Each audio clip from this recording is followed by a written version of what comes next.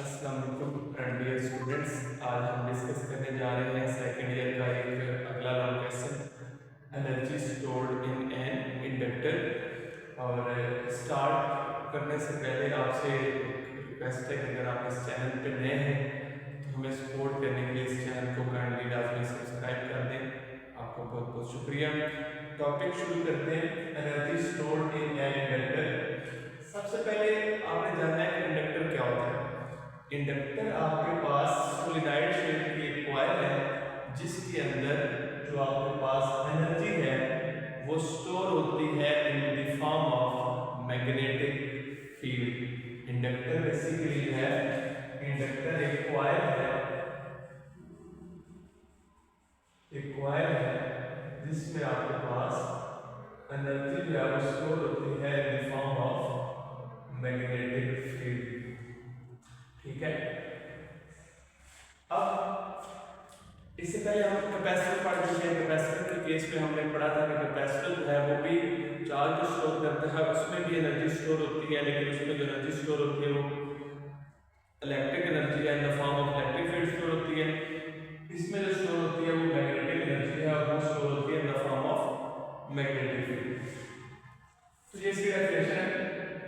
Inductor is the coil of solenoid in which energy is stored in the form of magnetic field। ठीक है। अब हमने इसकी energy जो स्टोर होती है उसका एक्सप्रेशन हमें निकालना है कि एनर्जी स्टोर्ड जो है उसका फाइनल एक्सप्रेशन हमारे पास क्या आता है। तो स्टार्ट करते हैं इसके एक्सप्लेनेशन क्या है। Consider a coil attached with battery and a switch. आपने कॉइल कंसीडर करनी चाहिए, तो आपने बैटरी के साथ कनेक्ट कर दिया और साथ आपने लगा दिया कोई स्विच जैसे यहाँ लगा दिया, ठीक है। Then switch is on। अब जब तक स्विच ऑफ है तो उसमें कोई करंट नहीं है, कोई कुछ नहीं है।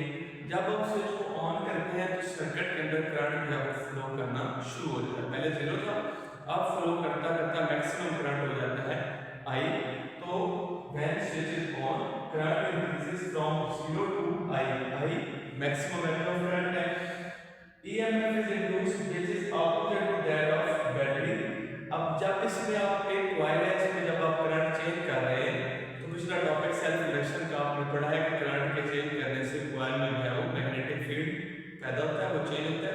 तो उसके चेंज की वजह से इंड्यूस ईएमएफ होती है, ठीक है, जो कि actual EMF of the battery को अपोज करती है, उसके अपोजिट होती है। अब work done move delta Q charges. अब बैटरी के चार्जेस एंड डेल्टा क्यू को मूव करने के लिए जो आपको वर्क डन करना पड़ा है, पहले चैप्टर में आप इस इक्वेशन पढ़ चुके हैं। Delta W is equal to V delta Q। अब डेल्टा Q आपके पास चार्जेस हैं जिनको आपने मूव करवाना है पॉइंट से दूसरे पॉइंट या एक टर्मिनल से दूसरे टर्मिनल तक। अब यहाँ पे अगर इस कॉइल की रेजिस्टेंस हो नेग्लिजिबल तो ये जो V है ये कितनी ही होती है जितनी आपने ये जो V है उसके बराबर होगी जो इंड्यूस ईएमएफ बैटरी की होगी due to the change of current. ठीक है। तो जो बैटरी है उसकी जो एक्चुअल है वोल्टेज वो बराबर होगी इंड्यूस ईएमएफ के। कब? जब कॉइल की रेजिस्टेंस जो है वो नेग्लिजिबली स्मॉल ना होने के बराबर हो। अब उसके बाद आपने कहा कि यहाँ पे जो EL है क्या है, सेल्फ इंड्यूस ईएमएफ है। पिछला पूरा लेक्चर आपने देखा, उसमें ये चीज हमने डिस्कस की थी। हमारे पास है सेल्फ इंड्यूस ईएमएफ जो कि बराबर होती है N self inductance del I over del T rate of change of current through that coil। अब ये वाली वैल्यू आपने इसी जगह पे पुट करनी है, तो वैल्यू आपने पुट कर ली, ठीक है।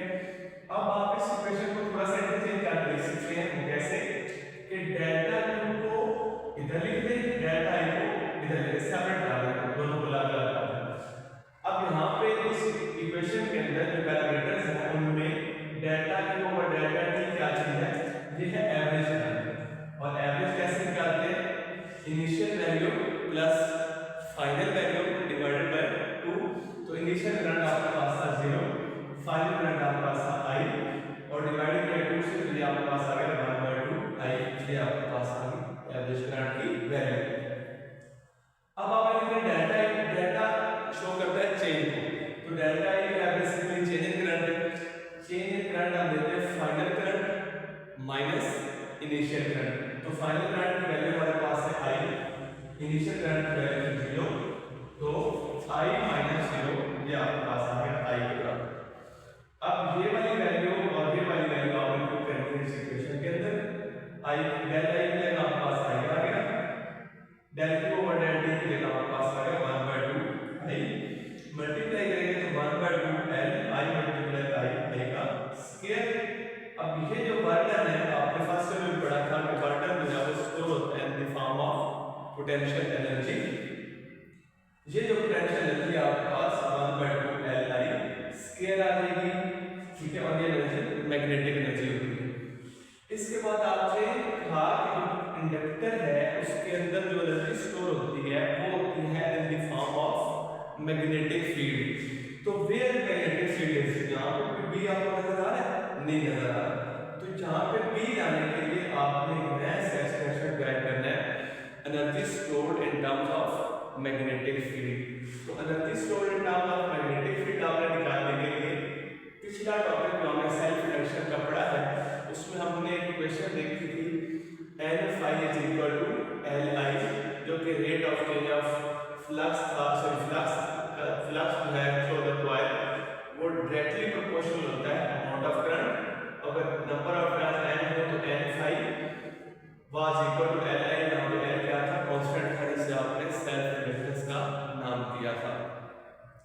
अब यहाँ से अगर आप L निकालें तो I को जाके डिवाइड कर देते हैं।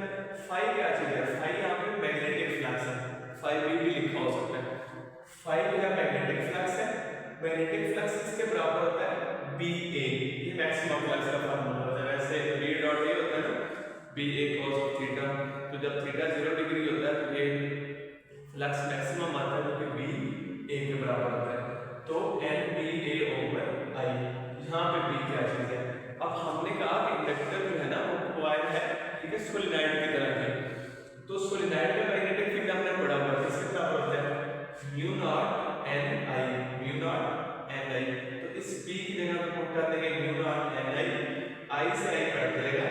जब आई से आई आपके पास कैंसिल हो जाएगा तो पीछे इक्वेशन आपके पास जो बची उसमें आपने एक और चीज चेंज कर देनी है कि जो कैपिटल एन है जो होता है टोटल नंबर ऑफ टर्न्स, और स्मॉल एन जो जब होता है number of turns per unit length, number of turns per unit length. तो यहाँ से कैपिटल एन निकालेंगे, स्मॉल एन मल्टीप्लाई एन, इस कैपिटल एन की जगह पे ये वैल्यू पुट करना है, ठीक है। अब आपके पास क्या आएगा, mu naught N multiply N N square A multiply N A N, ये आपके पास आ गई एल की वैल्यू जो कि हमें यहाँ पे चाहिए। दूसरी वैल्यू में चाहिए करंट की, करंट कहाँ से निकालेंगे, इस फार्मूले से, मैग्नेटिक फील्ड सोलेनॉइड में होता है B equal to mu naught N I, ठीक है, आई निकालेंगे B over mu naught N, ठीक है। अब आई की वैल्यू और एल की वैल्यू को आपने पुट करना है किस इक्वेशन में, इक्वेशन नंबर 2 के अंदर।